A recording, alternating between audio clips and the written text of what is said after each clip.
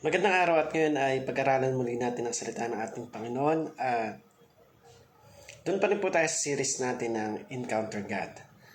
So, ang title po ng ating topic ngayon is Solomon's Encounter with God. So basahin natin yung verse natin today. Sabi sa 1 King 3 verse 5, sabi dito, kinagabihan nagpakita sa kanya ang Panginoon sa pamamagitan ng isang panaginip. Sinabi ng Diyos sa kanya, humingi ka ng kahit ano at ibibigay ko ito sa iyo.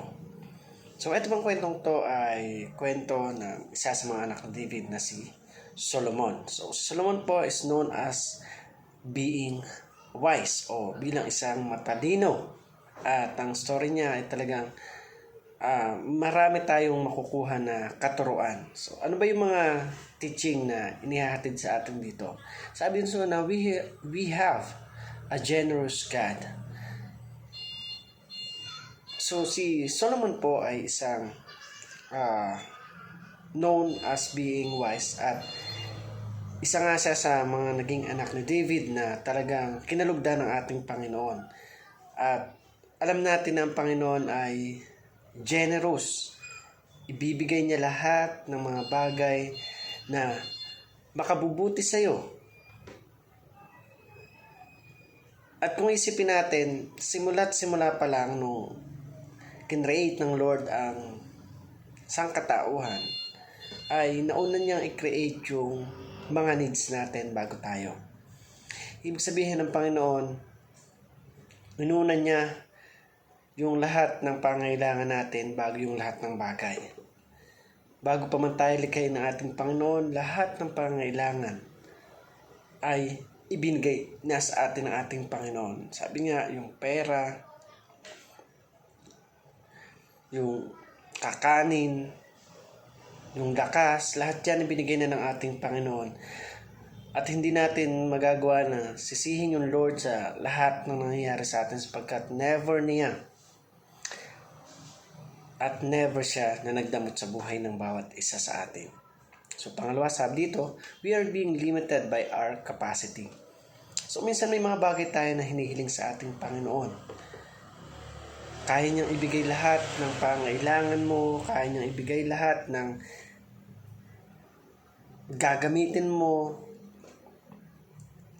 Pero minsan may mga pagkakataon na talaga nagiging mali yung paggamit doon sa pera o doon sa mga kakayahan na meron tayo.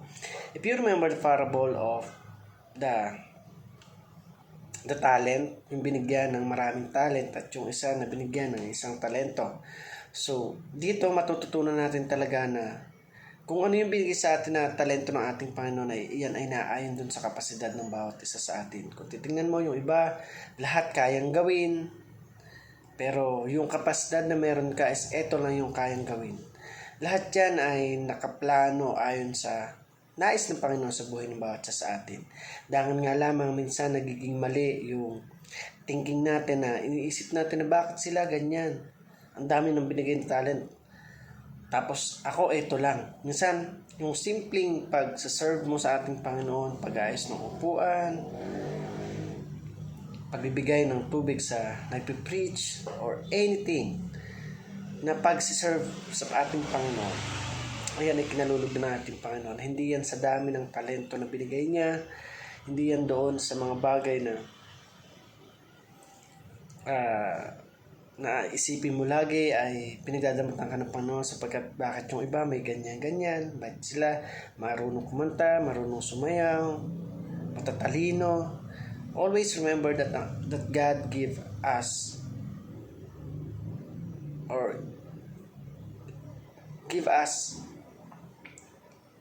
talent.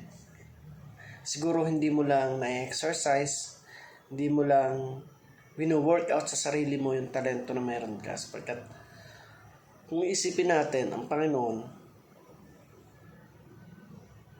siya yung Diyos na generous. At lahat ng bagay, kapag alam niya na kaya mong panghawakan, kaya mong i-manage, ibibigyan lahat siya ng ating Panginoon. May mga time na doon sa prayer ni Solomon, sabi niya, na yun nga, ibigay man lahat yun ng bagay, pero ang hinihingi niya is, sa ating Panginoon ay yung knowledge and wisdom na kung saan yun yung magagamit niya na weapon niya para makontrol o para masaayos yung lahat ng kayamanan na binigay sa kanya ng ating Panginoon. Kung isipin mo bakit sa dinami-rami ng naging anak ni David, bakit si Solomon pa?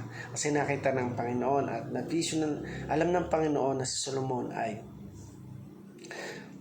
magiging tapat na taga-sunod niya. Number 3, sabi dito, wisdom increases our capacity. At kung hihingi natin yung wisdom na kagaya ng ginawa ni Solomon, talagang yung pagpapala ng Lord na binibigay sa kanya, isipin mo yon, yung monthly na binibigay sa kanya, iba't iba, sabi nga, ay mas inuna na Solomon na hingin yung knowledge and wisdom sa ating Panginoon. Why? Kasi ito yung mahalaga. Aanhin mo yung maraming kayamanan, aanhin mo yung maraming ari-arian, kung hindi mo naman kayang i-manage. At pagdating ng araw ay mawawalang saysay din ng lahat ng bagay. But kagaya ni Solomon, mas uno niyang hiningi sa ating Panginoon is yung knowledge, yung wisdom para ma-manage siya ng maayos yung mga bagay o yung mga binibigay sa kanya ng ating Panginoon. So, nawa ay maging ganun din yung kaisipan natin na halip na humingi sa Panginoon, ang unahin natin sa Lord ay yung knowledge and wisdom para yung supply ng Panginoon ay hindi masayang o yung binibigay ng Panginoon sa atin ay hindi masayang. Para naman po sa ating application, sabi dito, believe that God is generous. Lagi mong paniwalaan na ang Panginoon ay generous yan sa lahat ng aspeto ng buhay ng bawat sa atin. Walang anumang bagay na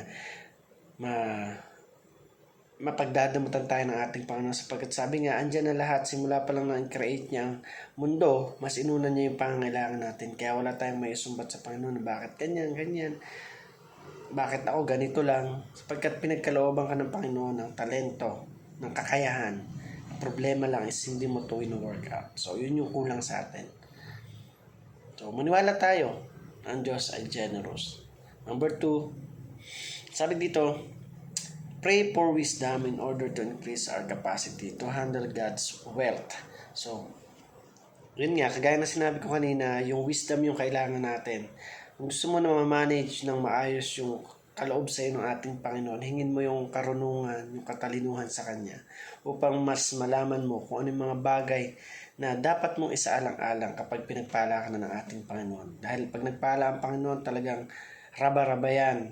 Talagang blessing upon blessing.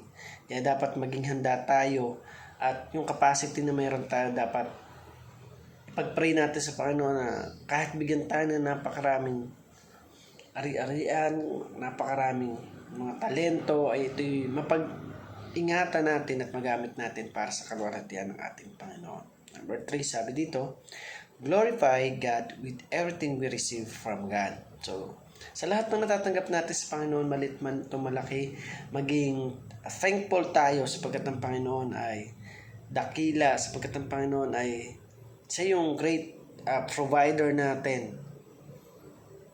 Sabi nga, kung ano yung mga bagay na binabalik mo sa ating Panginoon, higit pa dyan yung binibigay niya sa atin.